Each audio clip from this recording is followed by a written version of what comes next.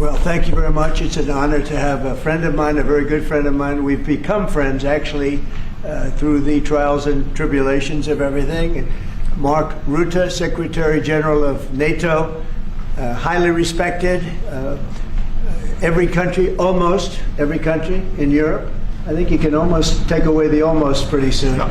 But they all have great respect for the leader, and he is the leader. And we've had some very good discussions today, and things are going along pretty well as regarding Ukraine, Russia.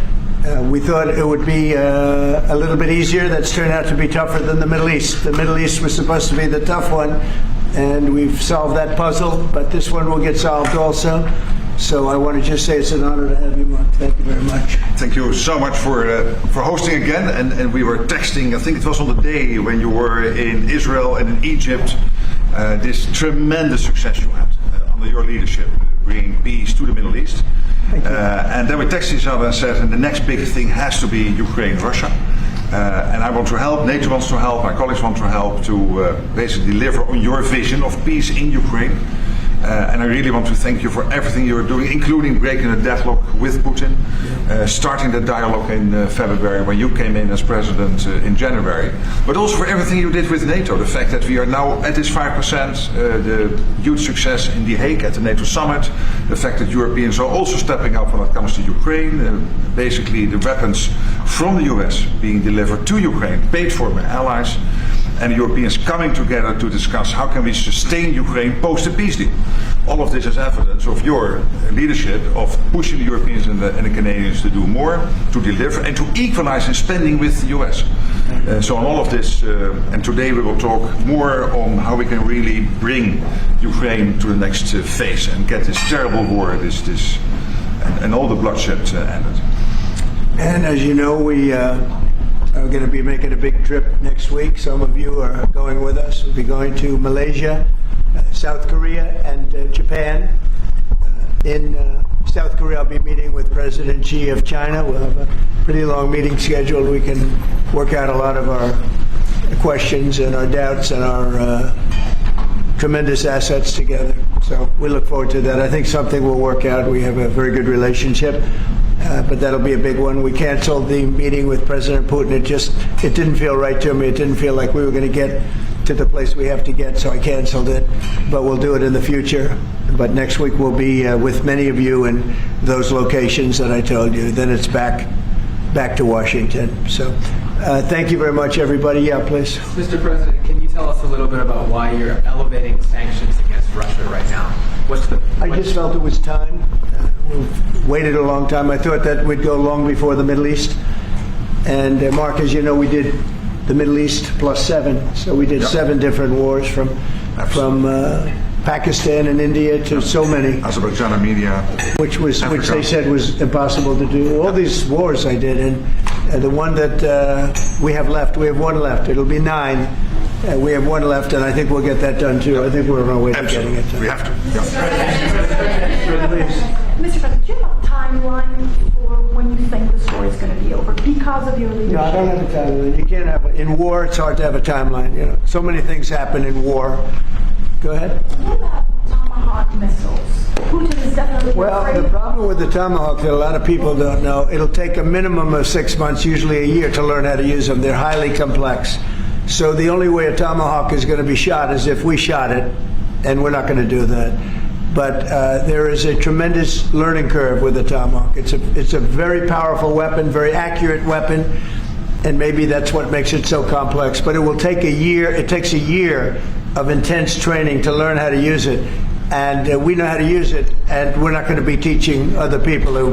It's too far out into the future. Yes, Mr. President. I saw, Mr. President, that you said as recently as yesterday that you still believe that Putin wants to end the war. Yeah, and today I do. You took this step to ratchet the sanctions and put more pressure on him. What else are you going to do to encourage him to get there, or can you explain why you do believe he wants peace? Yeah, it's a good question. Today is a very big day in terms of what we're doing. Look, these are tremendous sanctions. These are very big. Those are against their 2 big oil companies, and we hope that they won't be on for long. We hope that the war will be settled. We just answered having to do with the various forms of missiles and everything else that we're looking at, but we don't think that's going to be necessary. We would like to see them just take the line that has been formed over quite a long period of time and go and let's go home. Last week they had almost 8,000 soldiers killed. Many Russians were killed last week. Many Ukrainians were killed last week. We think it's ridiculous and would like to have it end. Why do you think you want peace, though? Why do you still believe that? I think they want peace. I think they both want peace at this point. It's been, it's almost 4 years. You're going into 4 years. And if I were president, it never would have started. But yeah, it's time. Mr.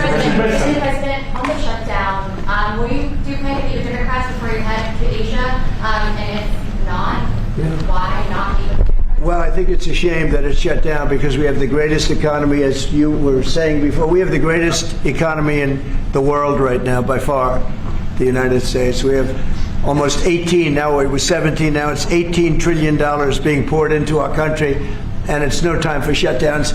I don't think it's affecting what we're doing, but it's too bad for a lot of people. We have a lot of good people that are working right now that should be, and it's because the Democrats want to try and renegotiate a deal that they had negotiated. They want $1.5 trillion given to illegal immigrants who came into the country, and it's going to hurt the health care of citizens of our country that have been paying into it, that have been working hard for it, that really deserve it.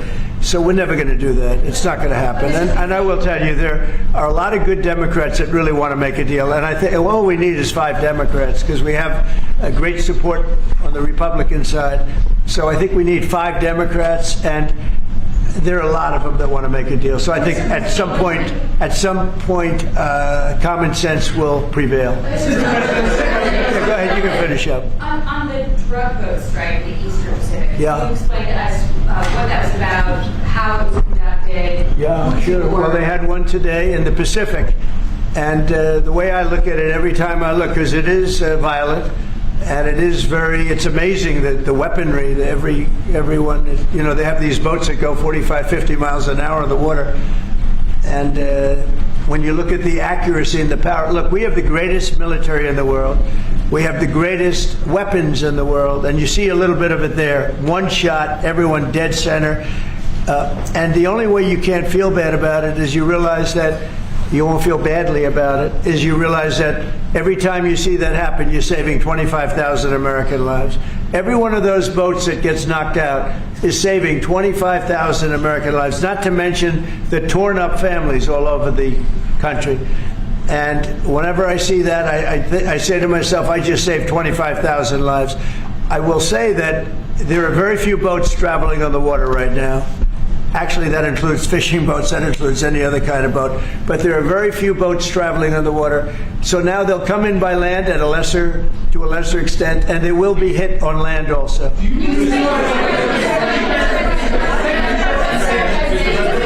ahead, in the back, please. Do you have legal authority if you do come?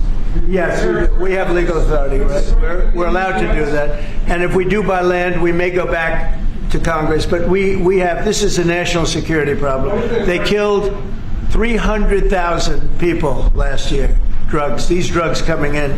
They killed 300,000 Americans last year, and that gives you legal authority. We have a national security, really, I will say this, when you look at the people we're dealing with, and we know them, we know the people coming in, we know the boats, we know everything else, we're allowed to do it. It's in international waters. If we don't do it, we're going to lose hundreds of thousands of people. Now, they'll be coming in by land a little bit more because they're not coming in by boat anymore. There are no boats in the water. There are no more boats. We know the boat almost immediately. It's pretty unusual when you see somebody with a fishing rod and 5 engines on the back of the boat. You don't need that to go fishing. Wait. And we will hit them very hard when they come in by land. And they haven't experienced that yet, but now we're totally prepared to do that. We'll probably go back to Congress and explain exactly what we're doing when we come to the land. We don't have to do that, but I think, Marco, I'd like to do that. You may respond to that if you want.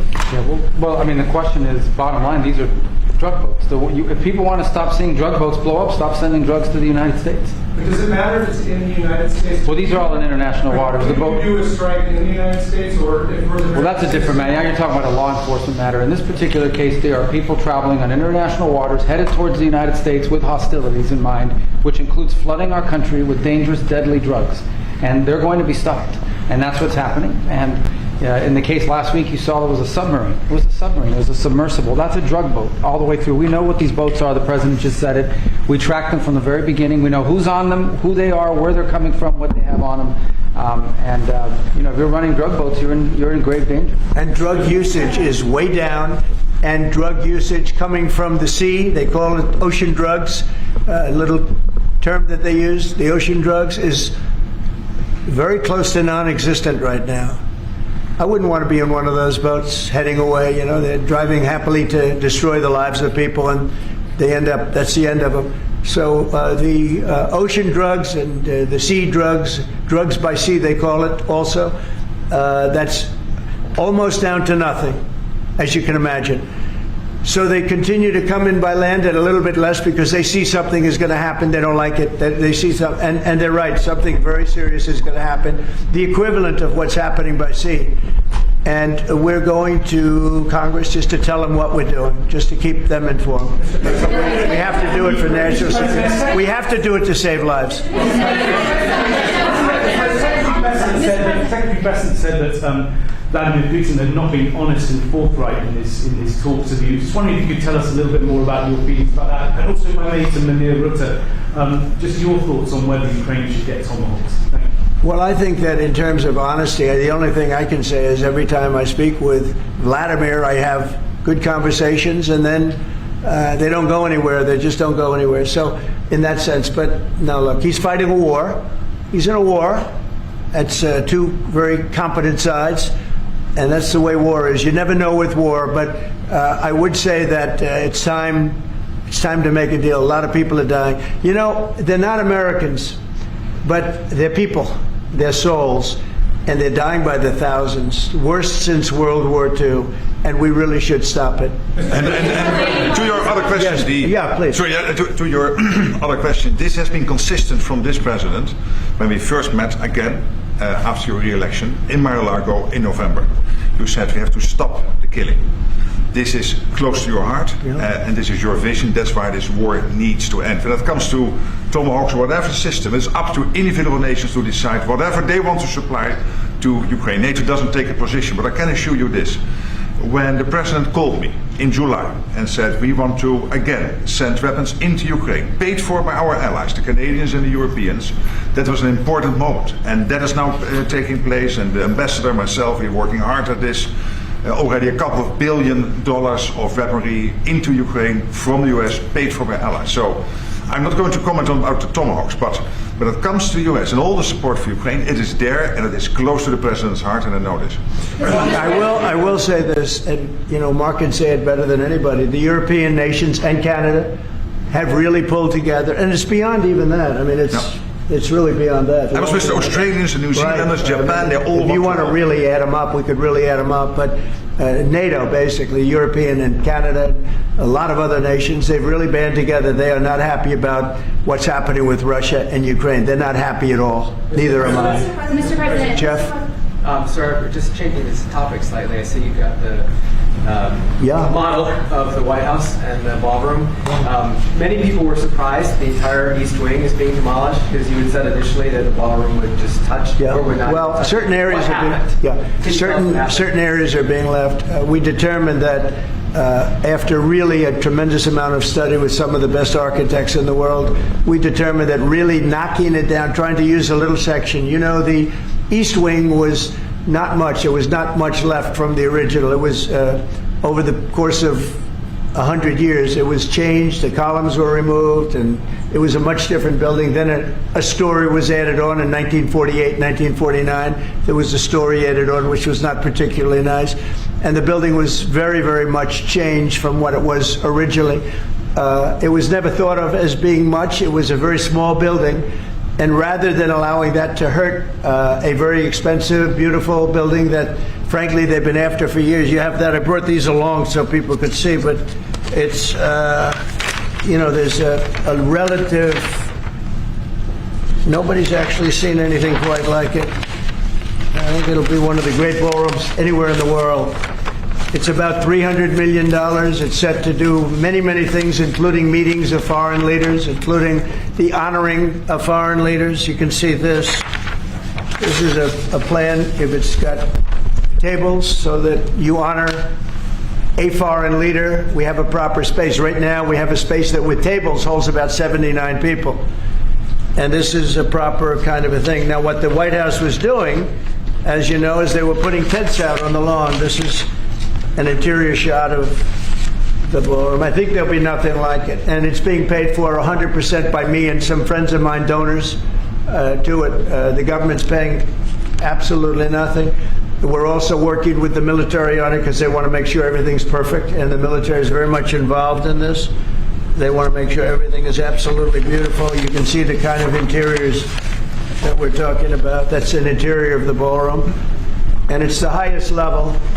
And you see it goes beautifully with the White House. I mean, the mix is beautiful.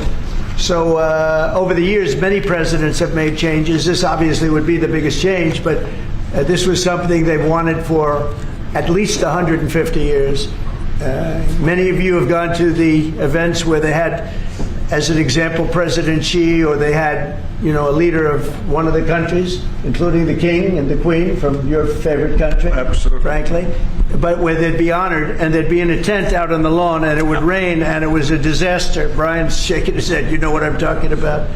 And so I thought I'd bring this out because this is going to be probably the finest ballroom ever built, and we're doing it no cost to the country. It's being put in, the money's being put in by me and donors, very great patriots actually, and the spirit on the building of it is amazing. We are using little sections of footings and various other things, but that's sort of irrelevant.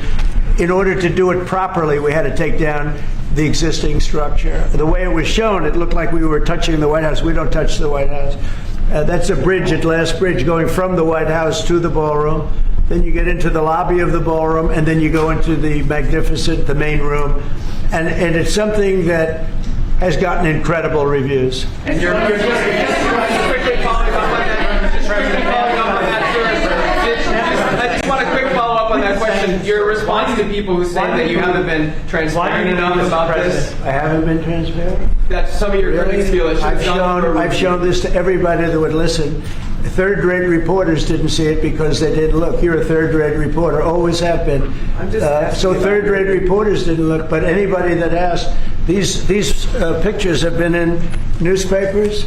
They've been all over the place, and you know we're very proud of it. It's gotten great reviews. It's gotten really great reviews. So I think we've been more transparent than anybody's ever been. One critique, Mr. President, that the sanctions that you're announcing today will push Putin to the Well, I don't know that they will. I think that they'll certainly have an impact. They're massive sanctions. It's sanctions on oil.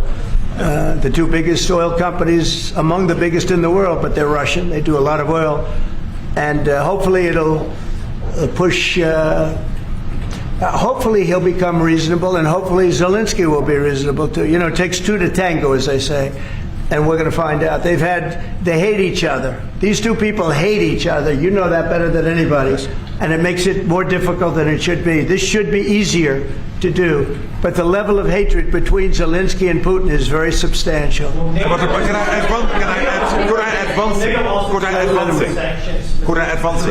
What the president is doing today with these sanctions is putting more pressure, of course, on both parties, in this case on Russia.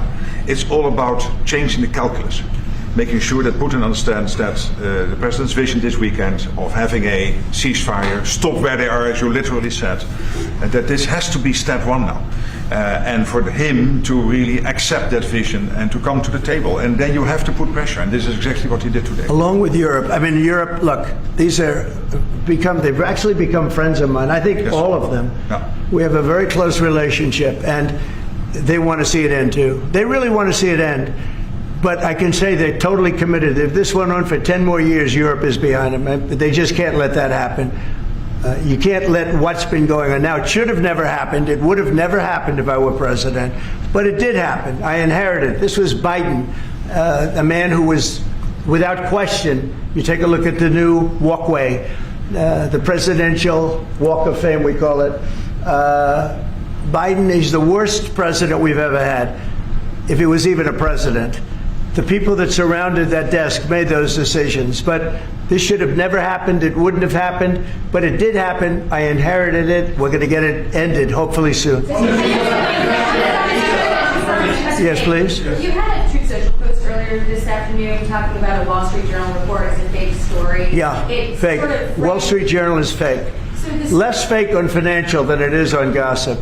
can you just confirm that my understanding of what's happening is accurate? As I understand it, that story framed it like we had just lifted the U.S. a restriction on intelligence. No, it said that I gave Ukraine permission to shoot missiles deep into Russia. I didn't do that. Second of all, they're not using our missiles. They're using, I think, European missiles or from someplace, but they're not using ours. And what they do, I don't control that. But I do control our missiles. They're not shooting our missiles in. It was a fake story. Wall Street Journal does a lot of fake stories. Thank you so much. The president of Colombia in a recent interview said that if you won't change, he thinks that people should get rid of you. We're talking about now Colombia, the country, not the university. Yes. Go ahead. He said what? He said that if you won't change, then perhaps you need to be gotten rid of. Do you view that as a threat? Well, he's a thug and bad guy. He's a guy that is making a lot of drugs. We've just, as of today, stopped all payments going to Colombia, the country Colombia. Also, the school Colombia. No, we settled. We made a settlement with him. But no, he's a thug, and he's a bad guy, and he's hurt his country very badly. They're doing very poorly, Colombia. They make cocaine. They have cocaine factories. They grow all sorts of crap that's drugs, bad drugs coming into the United States, goes generally through Mexico. And he better watch it or we'll take very serious action against him and his country. His country is, what he has led his country into is a death trap. Please. Has the Secretary General presented his Ukraine peace plan to you? Are you prepared to be chairman of the Board of Peace? Oh, there is no Secretary General peace plan. But I'm here for, I really want to correct it because I saw some of that in the media. Of course, many people are thinking how to bring this terrible war to an end and supporting the President in doing that. Why I'm here is to dialogue again with the President how I can be, how NATO, my colleagues and other colleagues in NATO can be of maximum support to get that done. But there is no peace plan on the table. If there is a peace plan, it is what the President said last Friday and Sunday, which is stop where you are, stop the fighting. This is about NATO. We're a very proud member of NATO. We have a great relationship with the countries of NATO. I think made much better by our visit a few months ago when they agreed to 5% instead of 2% of GDP. That was a big concession. I think that was a concession that 2 years ago nobody would have said, even a year ago. Even 9 months ago, before you were elected. Yeah, they would have said that's not possible. And the difference is they're paying 5% as opposed to not paying 2%. A lot of them weren't paying, with the exception of Spain. I think you're going to have to talk to Spain because they're not. Spain is not a team player. So other than Spain, everybody's 100%. And you could solve the Spain problem very easily, I think, if you want. Brian, go ahead. Yeah, go ahead. And then we'll take Brian. Go ahead. The soybean farmers, are they going to be getting support from you soon? Yeah, well, they do. So what's happened, you could say with that, you could say with beef, with all of it. The beef, the ranchers, let's say, who have done a great job, have lost their shirts for many, many years. They've really been decimated. And I helped them a lot. I put tariffs on things coming in to the country, including beef. And that gave them a chance to finally have a decent industry. We are going to be talking to them. They're great people, but they've been hurt for 25, 30 years. They've been losing because other countries have taken advantage of them. And by putting tariffs on, they've been able to make a few dollars. They've been able to have an industry. But I also want to keep the beef prices low. So I'll be talking with the ranchers, and I'll be speaking with a lot of different people, including Scott and Howard, and we'll do something. Because prices are way down in our country. Energy is way down. I think you're going to see $2 gasoline very soon. I see that it's $2.50 in a lot of places, $2.50. We were heading to $5, $6, and $7 If Biden didn't go back to my policy toward the end, you would have seen, but he didn't go back to the full policy, and he missed the most important thing. So we were up to, we were way up. I think you're going to see $2 gasoline. We could even break that number. That's a big difference. The only cost that's really up is beef, and the fake news only wants to talk about beef. And what I did is I made it possible for those people to survive. They're incredible people. But they were being decimated by other countries, and I didn't want that to happen. So prices are way down, groceries are down, everything's down, energy's way down. Even interest rates with a bad chairman of the Fed. He's terrible. He's a fool. But even interest rates are down. So our country has never done better. We're going to take in, I think, $21 trillion this year. No country has ever taken in more than $3. And we're going to take in $21 trillion of investments because of the tariffs. If we didn't have tariffs, we would be a mess. We would be a national security problem. And we've done a job. So I'm very happy about that. We're going to do something very quickly and easily on beef to get it down. The ranchers understand that. They're so happy for what I've done. I saved them. I don't think you'd have any beef in this country if I didn't do that. So we're very proud of that. Yeah, Brian? Yesterday in Los Angeles, immigration officials were attacked by some protesters. Yeah, sure. To arrest an illegal alien. Gavin Newsom and other Democrats used very aggressive language in terms of how to address ICE. Yeah. Is there any responsibility that we can place on Gavin Newsom and other elected officials for using such aggressive language? Well, Gavin has to be careful. Remember that when I first came in, they had a terrible riot in Los Angeles. They had the fires, which shouldn't have happened. They didn't have the water for the fires. They should have had the water coming in from the Pacific Northwest. They didn't have the waters. They didn't have water in the hydrants or the sprinklers. So they had the fires, and then they had the riot. And if we didn't go and take care of that riot, you would have lost Los Angeles. You would have canceled the Olympics, which is because of me in Los Angeles. And the police commissioner, the head of the police, said, if the president didn't come in, we would have lost Los Angeles. We did not have the capability of taking care of it. And he said it very strongly. And we did a great job. And within a week, it was all done. Within one day, it was done. But within a week, it was all done.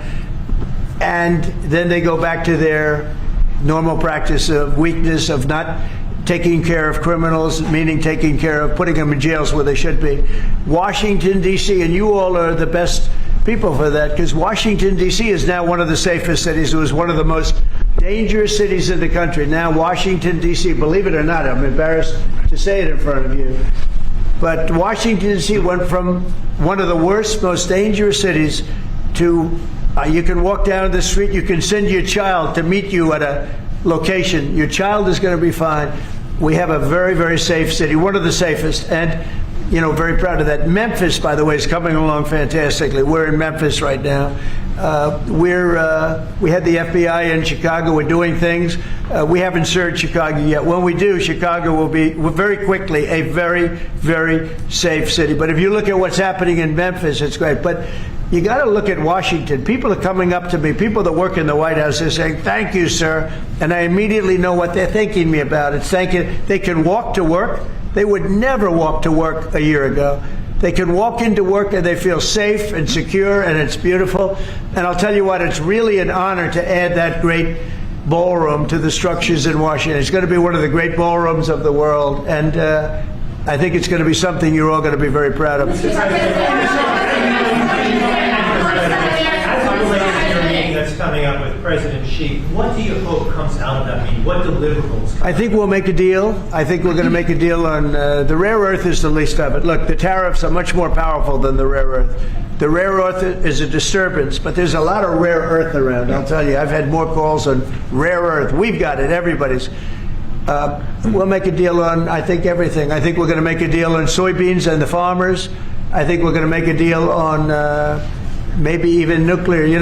President Putin in his call mentioned to me about nuclear, where we do a de-escalation, and I'm fine with that. I think it's good. I think it's a very appropriate thing.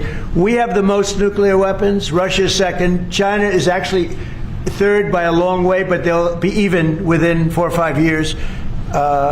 Too many. And we are talking about de-escalation. That's already being talked about. Can you And I think we'll probably add China into the mix. Mr. President, can you President Xi to stop purchasing all of that Russian oil that's funding this war against Ukraine? Well, I think I'll be talking to him about it. I think it's a little bit of a different talk. India, as you know, has told me they are stop. You know, it's a process. You can't just stop it. But by the end of the year, they'll be down to almost nothing. That's a big thing. That was almost 40% of the oil. India, they've been great. Spoke to Prime Minister Modi yesterday. They've been absolutely great. China's a little bit different. You know, they're a little bit different relationship they have with Russia. It was never good, but because of Biden and Obama, they got forced together. They should never have been forced together, but they're a little bit forced. But they're by nature, they're not. They can't be friendly. They can't be friendly. By nature. I hope they are friendly, frankly, but they can't be. You should not have forced Russia and China together. And Biden did that, and Obama did that. They forced them together because of energy, because of oil. And so they are closer than they would normally be. I think I'll probably be talking about it. What I'll really be talking to him about is how do we end the war with Russia and Ukraine, whether it's through oil or energy or anything else. And I think he's going to be very receptive. He would now like to. I'm not sure that he did at the beginning. He would now like to see that war end. Do you think Xi plays an important role, Mr. President? Do you think Xi plays an important role in terms of inserting himself and convincing Putin, who he speaks to regularly, to stop the war? Yeah, I do. I think he can have a big influence on Putin. I think he can have a big influence on a lot of people. Look, he's a respected man. He's a very strong leader of a very big country. Yeah, I think he can have a big influence, and we will certainly be talking about Russia, Ukraine. President, thank you, Mr. President. Liam Cosgrove with CRI. My question is actually for the Secretary General. Yes. Mr. Secretary, I don't know if you've seen this, but polling out of Ukraine shows a massive collapse in Ukrainian support for the war. A Gallup poll had it just 23%. That's less than a quarter. Zelensky came out today praising President Trump's proposal for freezing the front lines of battle as part of a ceasefire. He said that's a good compromise. So people view your coming here as, you're lobbying the U.S. government to continue its involvement in the war. You're obviously lobbying for more NATO weapons to be sent to Ukraine, but Ukrainians themselves don't want to fight the war. So how do you justify that morally? Well, I'm lobbying only for one thing, and that is to make sure that we end this war. And I don't have to lobby the president because we totally agree on this. And this is what he has been doing from day one. Everything he could do to break the deadlock with Putin, get the dialogue going, dialoguing also with Zelensky, and getting this war done. It's crucial. And the fact that the US is now supplying weapons into Ukraine, paid for by allies, is extremely important. And that's now happening since 2-3 months. About $2 billion moving into Ukraine. The war hasn't wind down. Why do you think that'll wind it down now? What do you mean? Do you think more weapons will wind down the war? No, I mean, there's more to be done. So what you need, what the president said this weekend, stop where you are. So basically do a ceasefire and then have all your discussions about territory and whatever. But first stop the war. This is what you said on Friday and on Sunday. It's a war. I mean, your question's really a fair one. It's a war that should have never started. And you know how I feel about it. But it's a war that should have never started. And we're not selling any weapons to Ukraine. We're selling them to NATO. Yeah. Which is different from before. With Biden, he just gave $350 billion worth of weapons and cash right into Ukraine, and that was so foolish. But we sell them to NATO, and in theory, you can do what you want with them. It doesn't have to be Ukraine, but probably it is mostly. No, what nations are doing now is buying from this program and making sure that the supply is in Ukraine, so Europeans and Canadians. And for example, these are interceptors for the Patriot systems, crucial to protect the cities. Today, again, a Russian attack has killed children, or at least seriously wounded children in kindergarten in Ukraine. So we need to make sure that the air defense systems are in place, and we need the US systems to do that, and the Europeans are paying for that. And this is exactly the type of actions we needed, and the president is doing that and trying everything to get this war to an end, starting with the ceasefire. Putin wants to take all of Ukraine. I always felt that way. I always felt he wanted to. When I was in my first term, I was I was very close to him, relatively speaking. It was harder because of the Russia hoax. But I would talk to President Putin about Ukraine, and it was the apple of his eye. I'd say it was the apple of his eye, but it would have never happened. He knew the consequences were too great. When we had a rigged election and all of a sudden I wasn't there, he said, wow. I think he looked at Afghanistan, how horribly that was handled, so stupidly. And I think that really gave him a little additional, incentive. I always felt he wanted the whole thing, not a piece of it. But I think now he's willing to negotiate a little bit further, and I think he's willing to make a deal. We'll see. We'll see. We don't want him. We don't want him to have the whole thing. Go ahead, please. Thank you, Mr. President. You have this big terrorist case before the Supreme Court. It's November the 5th. Yeah. You suggested that you might actually show up to the Supreme Court. Yeah, I'd like to. I think it's one of the most important decisions we'll ever have for the Supreme Court. With tariffs, we're a strong, sound country. We're a nationally secure and internationally secure country. We're a very rich country. Without tariffs, it's a slog for this country, a big slog. I think it's one of the most important decisions in the history of the Supreme Court, and I might go there. I really believe I have an obligation to go there. We are doing so well as a country right now because of tariffs, and you have to understand tariffs have been used against us for many years, decades, and just slowly but surely hurting our country so badly. That's why we owe $37 trillion. We owe that because other countries have taken advantage of us over many decades, And now we're a rich country. We're taking in money like we've never done before. Without tariffs, that would not be happening. And also, I solved, as you know, 8 wars. Of the 8, 5 of them, maybe even 6 of them, are because of tariffs. The threat of tariffs on these nations, if you want to fight, that's okay. India and Pakistan, if you want to fight, that's okay. But you're going to pay tariffs, and they're going to be very substantial. And we're in the midst of a trade deal, and they said, we don't want to do that. 2 days later, they call up, and they're not going to fight anymore. They have peace. But I've done that out of 8, I would say 6 times, 5 times, 6 times. Tariffs are vital to this country, and tariffs have been used against us by China, by every other country, and all we're doing is using them to negotiate fair deals. And as you know, we made a fair deal with Japan, we made a fair deal with all of Europe, the European Union. We made a fair deal with South Korea. These are countries that were taking so much money away from us, not sustainable, and now we're taking in hundreds of billions and even trillions of dollars.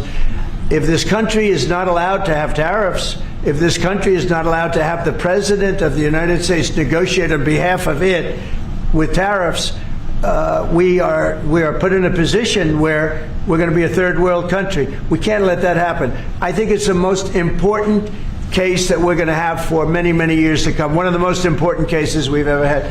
With tariffs, we're a rich, secure country. Without tariffs, we're a laughingstock. We'll be a laughingstock. And I don't want to have anything to do with that.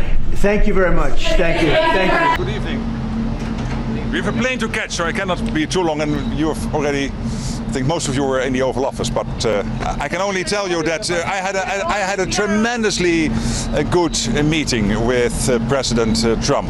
I mean, the leadership he is providing when it comes to NATO, the summit in The Hague, the 5%, the fact that since Eisenhower we never were able to equalize spending between what the Europeans and the Canadians are spending, what the US is spending, that at that summit we agreed on this famous 5%, including 3.5% on core defense spending, is now equalizing what the Canadians and the Europeans are paying into NATO and the collective NATO effort to what the US is doing. So that was a big foreign policy success of President Trump.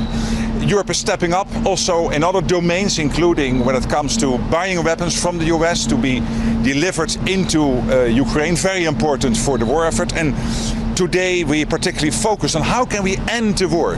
What can I do, what can NATO do to support President Trump's vision of ending this war, ending the killing in Ukraine, including what we can do to make sure that Putin accepts the president's view that the two parties should stop where they are. As he said on Friday and on Sunday, I totally support him, and we will see how we can do that. One idea that you could do something with Spain the only country that doesn't pay 5% as agreed? Now, with Spain, I had many talks with the president of the government, Prime Minister Sanchez. We know each other very well. Spain has committed to deliver the capability targets. They are saying we can do it on a percentage lower than 3.5. I said, you cannot, and we will pretty soon find out who is right. Has the White House told you about specific security guarantees for Ukraine as part of the ceasefire? Well, obviously we have discussed a lot of things, and I cannot go through all the details because a lot of that is in the confidence of that conversation. But you have heard the president say a couple of weeks ago, this was around a meeting here with European leaders after Alaska on that Monday, and even before that meeting, that he is willing for the US to participate in the security assurances, security guarantees for Ukraine. This is clearly Europe and Canada working together with other countries like Japan and Australia in this coalition of the willing. But there has been a clear commitment by the US to participate. What's Zelensky did agree to? Again. What did Zelensky did agree to with NATO, like the security guarantees or what he can keep up to see? Well, what NATO is doing is trying collectively to sustain Ukraine in this fight. But of course we all want this fighting to end because we know that last month again, for example, the Russians lost over 20,000 people dead, not seriously wounded, dead. In 1 month they lost 1 million, the Russians, dead and seriously wounded since the war started. They lose now more in 1 month than they lost in 10 years in the war in Afghanistan in the 1980s under Brezhnev and his successor. So that is not sustainable. And also the Ukrainians, of course, are suffering a lot. Today we have seen Russian missiles hitting a kindergarten in Ukraine and seriously wounding people there. This is all extremely sad. It's got to end. And that is what the president said from day one when he came into office. I want the killing to stop. And I'm here to tell him, yes, we are up there, we want to support you, we want to make this happen. Thank you. President Trump has indicated he believes Putin wants peace. Do you share that view? And when you're talking about what else NATO can do to help end the war, what new steps should we expect the alliance to take after this conversation? Yes, when you look at the Russian side, they started this war. It clearly is not moving in the right direction. And when you look at this year, let's say the territory they gained in Ukraine is extremely limited, and as I said, against enormous amount of people dying and getting seriously wounded. The Russian economy is in a difficult situation. We know we have these long lines into gasoline stations all over Russia at the moment. We know that the French president and others in Europe stepped up when it comes to the shadow fleet, and of course we have seen the pressure by the American president on some European countries to stop buying oil. So all of this is having an impact. So I'm absolutely convinced that with sustained pressure, we will be able to get Putin to the table to agree with a ceasefire and then other talks coming after that. And you have seen it in the last couple of weeks. Alaska happened when the American president decided to do secondary sanctions on India buying Russian oil. We have seen last week the call taking place when the president said, I'm contemplating sending Tomahawks into Ukraine, for Ukraine to be used. So this is clear evidence that we can change Putin's calculus. Yes. Specific conditions for the president to meet with Putin the next time. Should Russia have to give something up or make a commitment before President Trump agrees to meet? Well, I think it was clear from what he said today that he feels at the moment, and I'm not going into the conversation we had because that of course is confidential, but you have heard him say, I think it was yesterday when you were there I think in the Oval Office in another setting, and also tonight when I had the honor of visiting, that he feels they are not at a place yet where a meeting would be successful. So, and clearly he was stating this weekend, I want the war to end, I want a ceasefire, I want the killing to stop. So his position here, and I completely support this, is, as he said, stop where you are. So as both to the Ukrainians as well to the Russians. Final question, because I have to catch the plane. No, but please run. We have to run. President Trump implied that new nuclear arms agreements could be in discussion with Russia. What is NATO's stance position on potential nuclear policy shifts from the US? Would it affect Well, this is really up to America, to the United States. So, as you know, the nuclear umbrella is the ultimate guarantor of European and American safety. And I think the American president engaging with other countries and seeing what can you do to de-escalate any tensions when it comes to nuclear is always applaudable and commendable. But I should not comment because it's not for NATO. This is really the US in bilateral relations with, in this case, I understand, the Russians and China. Final question, and then I really have to go. Are you not concerned that every time Vladimir Putin speaks to President Trump appears then to go to his position, that there is flip-flopping by the US president, and that we could be talking in a week from now and things will have gone back, he'll have gone back to the Russian camp? Well, I don't buy that, and I don't agree with that. Right. Because here's the case: you guys live in the most powerful country in the world, but most powerful military. You have a president who, when I visited him first in Mar-a-Lago last year in November, when he still had to be inaugurated, but after he won the election, said, "Mark, I want the killing to end. I want the meat grinder to stop. I want no more people lost." This is extremely close to his heart. And then, given his powerful position and his vision on this, he's the only one who can sit down with Putin and get him to change his calculus and give him a bit of bandwidth to do that. I mean, that is in his remit, and he is doing it in a way I completely support. I now really have to go. See you next time. At the UN, he said... Yeah, we have to go. Thank you. Bye-bye. At the UN, he said...